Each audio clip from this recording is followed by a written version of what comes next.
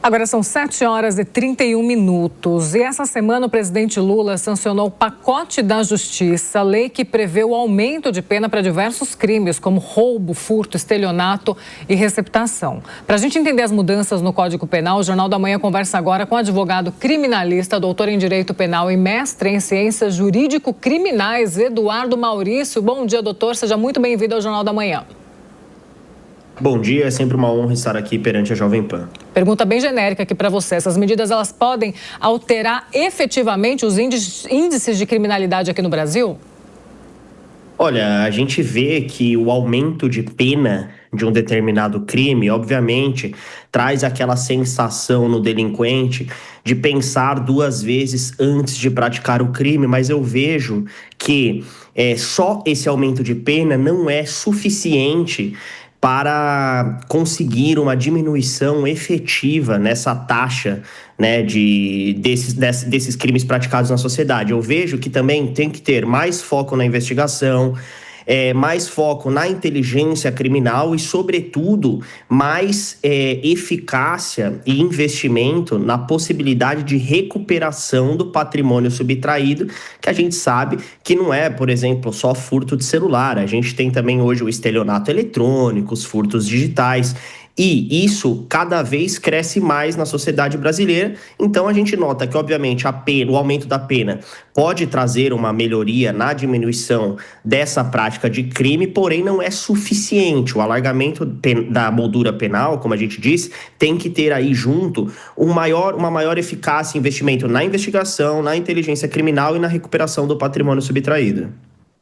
Doutor, muito bom dia. Agora no aspecto também que a gente tem que analisar, envolvendo o caso do Banco Master, porque até mesmo a defesa de Daniel Vorcaro propôs uma delação, só que foi recusada, justamente no momento em que a gente teve ao longo dessa semana uma operação mirando o senador Ciro Nogueira, presidente do PP, que foi alvo então da Polícia Federal. E a investigação apura um possível esquema de favorecimento envolvendo o Banco Master. De que forma que você analisa tudo isso, se comprovada realmente a influência do senador no Congresso para impulsionar interesses do Daniel Vorcaro? Ciro pode ser preso ou perder os direitos políticos? Olha, isso é uma pergunta muito interessante. O Ciro Nogueira é um parlamentar, é um senador na ativa.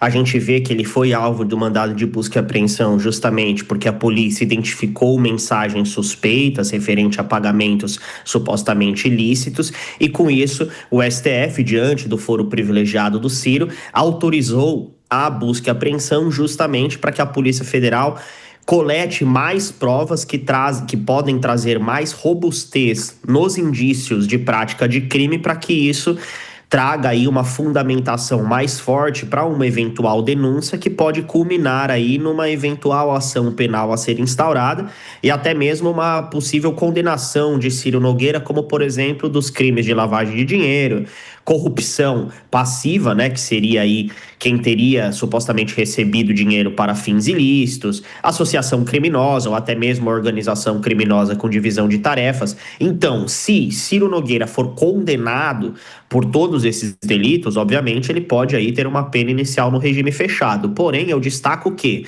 a prisão preventiva de parlamentar, ela só pode acontecer para crime em flagrante delito, que não é o caso, ou até mesmo para crime inafiançável. Isso por quê? Porque o parlamentar goza de foro privilegiado e também de imunidade sobre essa questão da prisão preventiva. E se no futuro for decretada a prisão preventiva, seja por perigo de fuga, ou por perigo de destruição de provas, ou até mesmo perigo de, enfim, alterar aí e pressionar testemunhas, eu vejo que o Senado depois teria que decidir por maioria absoluta se de fato essa prisão preventiva futura deveria ser mantida. Mas hoje o que a gente tem é o mandado de busca e apreensão justamente para que seja colacionado mais provas e que depois o ministro competente no STF tome as diligências necessárias. Eduardo Maurício, advogado criminalista, conversando com a gente no Jornal da Manhã de hoje. Doutora Mônica Rosenberg, nossa comentarista, vai fazer uma pergunta para você. Bom dia, doutor Eduardo. Eu quero voltar na questão do pacote de aumento de penas.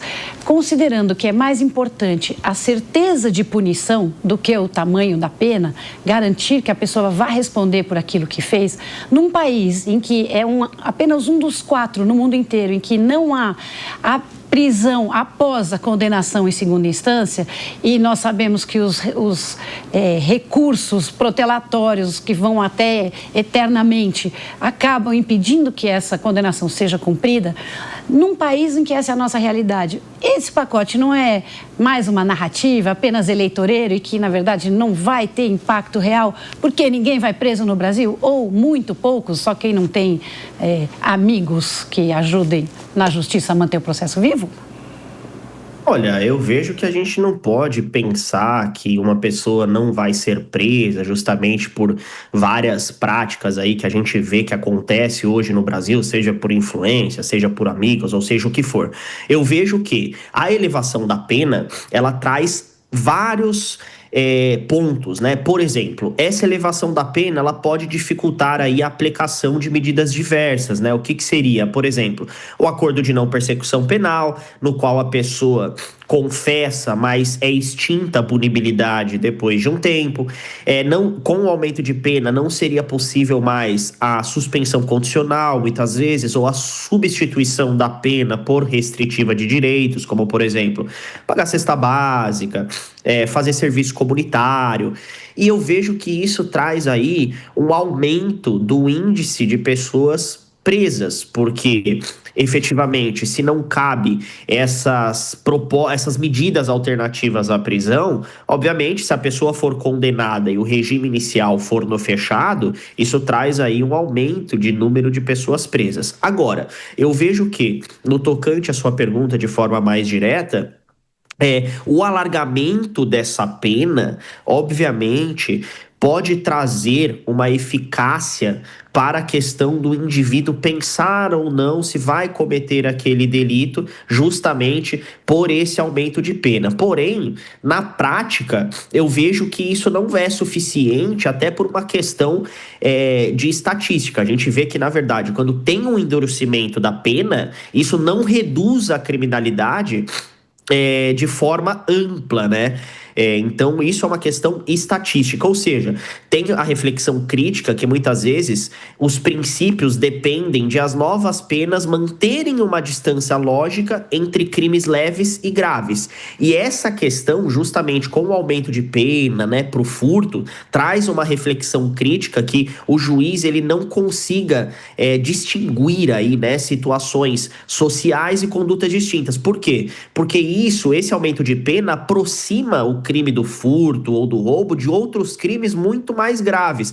Então tem essa reflexão crítica, mas obviamente tem a reflexão favorável de que as pessoas, né, que têm essa reflexão favorável dizem que as penas mais rígidas geram uma prevenção geral, desestimula o crime, atende o anseio social por segurança, combate a sensação de impunidade, mas eu vejo que na prática mesmo não é só um aumento da pena que vai trazer uma diminuição efetiva desses crimes que têm aumentado cada vez mais na sociedade brasileira. E, obviamente, a gente tem esse outro lado que você diz, que a justiça brasileira hoje para a sociedade tem uma descredibilização muito grande justamente por esses favorecimentos pessoais que acontecem, essas decisões muitas vezes questionáveis, e isso a gente não tem como fugir, e sim tem como melhorar justamente trazendo aí alterações, né, modernizações na legislação penal que atendam, sobretudo, às atualizações da sociedade e do criminoso que se atualiza e se moderniza cada vez mais a cada dia.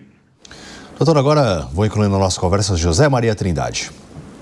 Doutor Eduardo, é um prazer falar com o senhor, um especialista em operador do direito que vai dos dois lados, né? Mas é que aqui, Brasília, a gente recebe especialistas que reclamam da situação que não está boa, a segurança pública. Os policiais dizem que prendem até 8, 12 vezes a mesma pessoa e que a justiça solta, né? Aí vem as audiências de custódia e tal.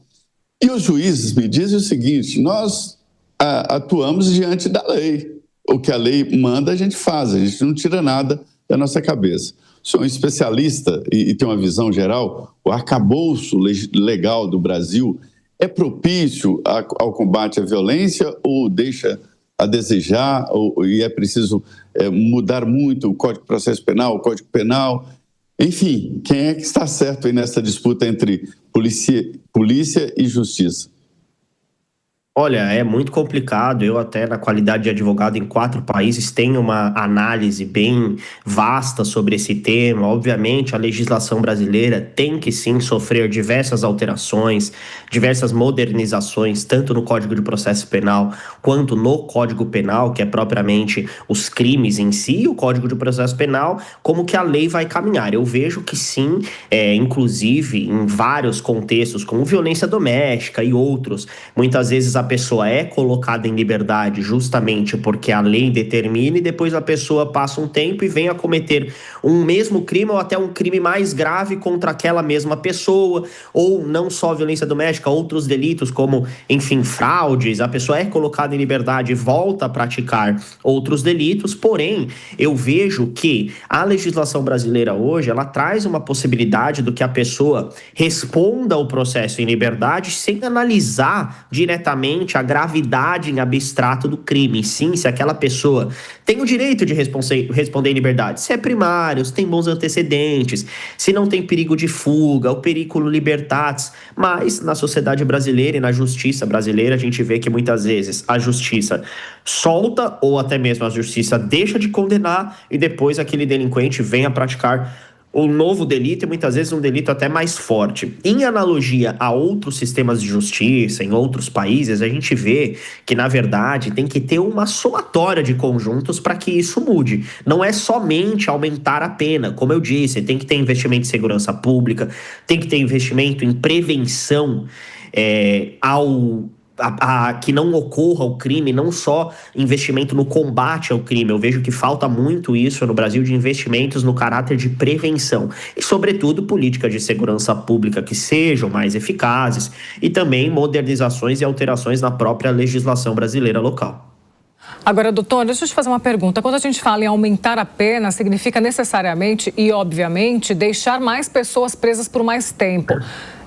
O sistema prisional do Brasil, ele suporta mais pessoas presas aqui no país?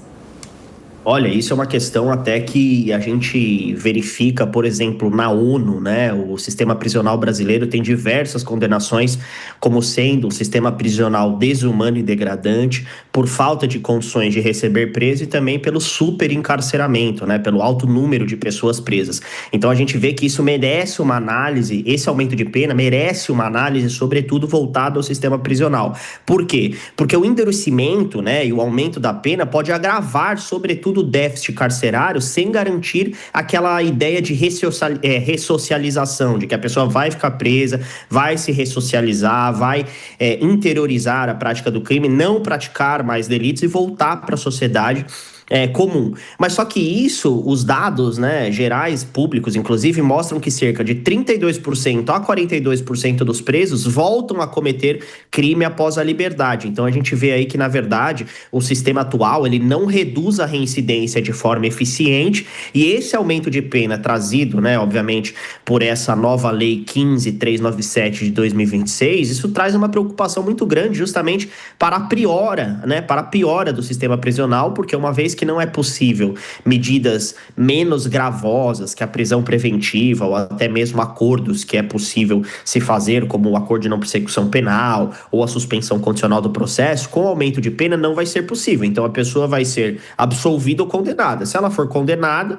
no regime fechado, obviamente isso vai trazer um aumento do superencarceramento, que é um problema atual de muitos anos aí, na verdade, do Brasil.